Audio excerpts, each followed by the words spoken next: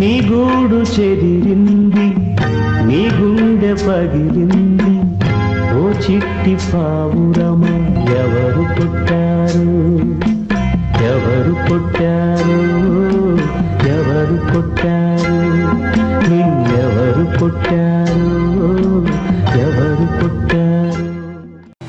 అతిపెద్ద మున్సిపాలిటీకి చైర్మన్ గా ఉండాలంటే రాసి పెట్టాల్సిందే.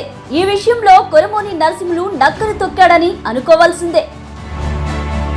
కోట్లు ఖర్చు పెట్టిన చైర్మన్ గిరి దక్కని వారు చాలా మంది ఉన్నారు.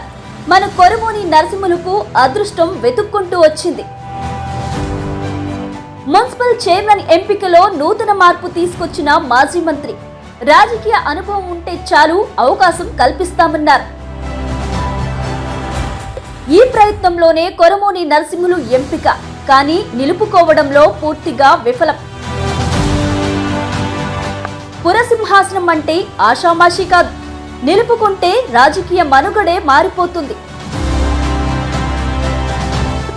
4 ఏళ్లకే కొరమోనిపై నిప్పులు చిమ్మిన కౌన్సిలర్లు మాకు ఏ పని చెయ్యకపోను, ఏనాడు పట్టించుకోలేదంటూ ఆరోపణ. నడవడిలో మార్పు ఉంటే సహకరించే వాళ్ళం. ఇప్పుడు ప్రతి కౌన్సిలర్ చెబుతున్న మాట ఇదే. మాజీ మంత్రి ఉద్దేశ్యాన్ని నీరుగార్చిన కొరమోని అంతా అయిపోయాక ఇప్పుడు మాజీ మంత్రి రుణం తీర్చుకోలేనిది అంటే ఎలా? నిర్దాక్షిణ్యంగా కొరమోనిని దింపేసిన కౌన్సిలర్లు ఏమాత్రం జాలి కనికరం చూపకుండా ఇంటికి పంపించేశారు. 4 ఏళ్ల పాటు మున్సిపల్ చైర్మన్ గా రాణించిన కొరమోని నరసింహులని ఉన్న పళంగా కౌన్సిలర్లు అవిశ్వాస తీర్మానం ప్రవేశపెట్టి ఇంటికి పంపించేశారు. దీంతో కొరమోని గూడు చెదిరి ఆయన కథ ముగిసింది. అతిపెద్ద మున్సిపాలిటీ అయిన పాలమూరు మున్సిపల్ చైర్మన్ గిరి దక్కాలంటే అంత ఆషామాషి పని కాదు. ఎందుకంటే ఈ పదవి కోసం గతంలో హేమాహేమీలు పోటీ పడడమే కాకుండా కోట్లు ఖర్చు పెట్టిన పదవిని దక్కించుకోలేక నిరాశకు గురైన సంఘటనలు చాలా ఉన్నాయి. కానీ బీఆర్ఎస్ పార్టీ రెండోసారి అధికారంలోకి వచ్చాక మాజీ మంత్రి శ్రీనివాస్ గౌడ్ మున్సిపల్ రాజకీయాన్ని పూర్తిగా మార్చేశారు. ఎందుకంటే మున్సిపాలిటీ చైర్మన్ గిరి కోసం ఒక్క పైసా ఖర్చు లేకుండా ఇవ్వాలనేది ఆయన ఉద్దేశం. ఆ ప్రకారమే పట్టణంలోని 49 వార్డులకు గాను 30 వార్డుల్లో బీఆర్ఎస్ పార్టీ అభ్యర్థులే కౌన్సిలర్లుగా గెలిచారు. ఇక మున్సిపల్ చైర్మన్ కోసం కావాల్సిన మ్యాజిక్ ఫిగర్ 26 మంది అవసరమే, కానీ మెజార్టీ ఎక్కువే దక్కింది. ఇక మాజీ నేత గెలిచిన అభ్యర్థుల్లో చైర్మన్ గిరి కోసం కొరమోని వనజ తీవ్ర ప్రయత్నం చేసినా ఆమెకు ఇవ్వకుండా రాజకీయ అనుభవాన్ని దృష్టిలో పెట్టుకుని 2వ వార్డు నుండి గెలుపొందిన కొరమోని నరసింహులను చైర్మన్ గా చేశారు. ఈ విషయంలో చైర్మన్ అభ్యర్థికి ఒక్క పైసా ఖర్చు రాకుండా అంతా మాజీ మంత్రియే చూసుకుని పట్టణ మున్సిపల్ చైర్మన్ సింహాసనాన్ని అప్పగించారు. ఈ విషయంలో మాజీ మంత్రిని అందరూ ప్రశంసించారు. ఎందుకంటే చైర్మన్ గా కొరమోని నరసింహులను ఎంపిక చేయడం రాజకీయంలో ఒక కొత్త మార్పు అని అందరూ మాజీ మంత్రిని అభినందించారు. అతిపెద్ద మున్సిపాలిటీకి అనుభవం ఉన్న నాయకుడు చైర్మన్ గా ఉంటే పట్టణాన్ని అన్ని విధాలుగా అభివృద్ధి చేసుకోవచ్చనేది మాజీ మంత్రి ఆలోచన. దీనికి తోడు కొరమోని నరసింహులు గతంలో ఎంపీటీసీగా పనిచేసిన అనుభవం ఉంది. ఆ తర్వాత ఆయన సతీమణి కొరమోని జ్యోతి కౌన్సిలర్గా పనిచేసింది. తాజాగా ఆయన కౌన్సిలర్గా గెలుపొందిన వెంటనే చైర్మన్ గిరిని దక్కించుకోవడం ఎవరూ ఊహించలేని ఘటన. కానీ సింహాసనంపై ఉండే వ్యక్తి నడవడిని బట్టి 5 ఏళ్లు రాణిస్తారు. కానీ కొరమోని నరసింహుల విషయంలో అలా జరగలేదు. 4 ఏళ్ల ఆయన చైర్మన్ పాలనలో పట్టణవాసుల నుండి కానీ కౌన్సిలర్ల నుండి కానీ ఏమాత్రం అభిమానం కానీ మెప్పును కానీ పొందడంలో పూర్తిగా విఫలమయ్యాడని తెలుస్తుంది.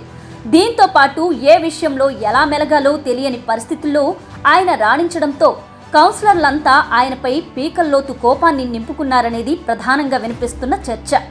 కానీ మాజీ మంత్రి అధికారంలో ఉన్నన్ని నాళ్లు ఈ విషయాన్ని కౌన్సిలర్లు చెప్పలేక అణిగిమణిగి నడుచుకున్నారు.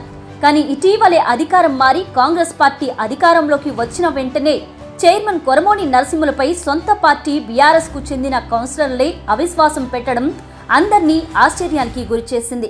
ఈ విషయంలో మాజీ మంత్రి శ్రీనివాస్ గౌడ్ రంగప్రవేశం చేసి కౌన్సిలర్లను బుజ్జగించే పని చేసినా మేము ఈ చైర్మన్ని ఒప్పుకోమంటే ఒప్పుకోమని మాజీకి తెగేసి చెప్పారు.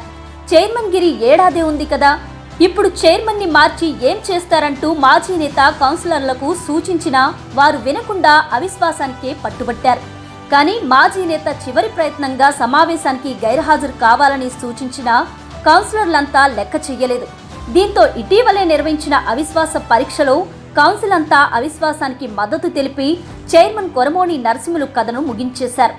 4 ఏళ్లు పనిచేసిన చైర్మన్పై ఏమాత్రం కనికరం చూపకుండా కౌన్సిలర్లు నిర్దాక్షిణ్యంగా ఇంటికి పంపించేశారు.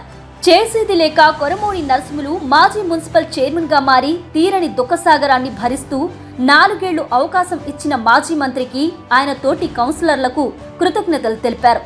దీంతో పాటే పట్టణాన్ని గతంలో లేని విధంగా అభివృద్ధి చేసేందుకు నా వంతు పూర్తి కృషి చేశానని ఆయన వివరించారు. నాకు సహకరించిన ప్రతి ఒక్కరికి ధన్యవాదాలు అంటూ ఆవేదనను వ్యక్తం చేశారు.